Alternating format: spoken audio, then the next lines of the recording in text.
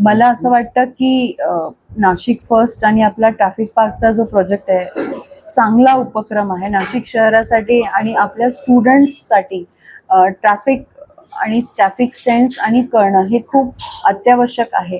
मी in fact जेव्हा ते पहिल्या भेटीला आले होते तेव्हा म्हटलं होतं की याचं मॉडेल अपग्रेडेशन करावं, की ज्यांचं लायसन्स संपलेलं आहे RTO सोबत. कारण आता आपण बघताय नाशिक शहर मोठं होतं आहे, ट्रॅफिकच्या अनेक समस्या आणि त्यामुळे ट्रॅफिक सेन्स असणं खूप गरजेचं आहे. जसं मी आल्यानंतर आपल्याला सांगितलं की लेफ्ट फ्री झाला पाहिजे, लेफ्ट टर्न हा फ्री झाला पाहिजे. तो बऱ्याचदा आता ट्रॅफिकमुळे आपण बघतोय की लेफ्ट टर्न आपल्याला फ्री नसतो.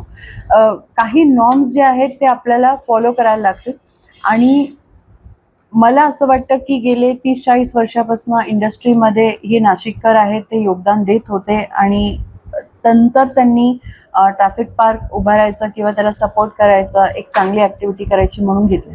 स्थानिक लोकप्रतिनिधींनी ज्यावेळेस महासभेत आक्षेप घेतला, माझी महापौर म्हणून एक भूमिका आहे की जर सिनियर लोकप्रतिनिधी आणि इतर लोक त्यावरती आक्षेप घेत असतील तर त्याचा एक कॉग्निझन्स घेतला पाहिजे.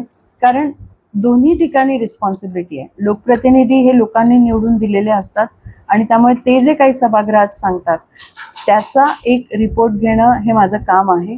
दुसरी गोष्ट, त्याचबरोबर जिथे ते स्थानिक राहता आहेत किंवा जिथे ही ॲक्टिव्हिटी आहे ट्रॅफिक पार्क, तिथे नक्की काय चाललं आहे याची देखील चौकशी करणं हा एक त्याच्यातला भाग आहे.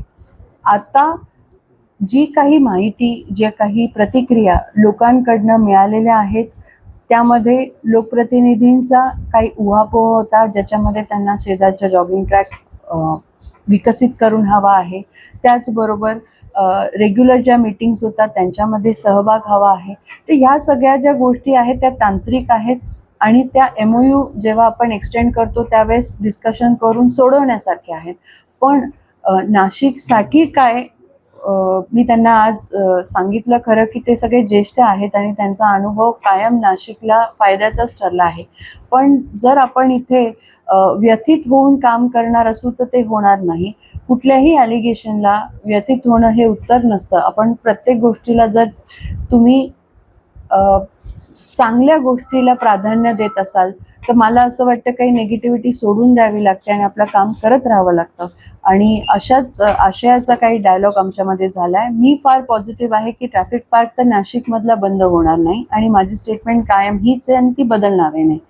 हां, मॅनेजमेंट कोण करतं आहे किंवा यांनी सकारात्मक भूमिका घ्यावी हीच माझी इच्छा आहे.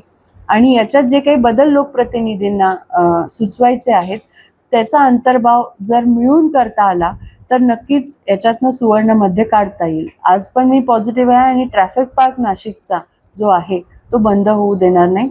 शेवटी Nashik has to be first.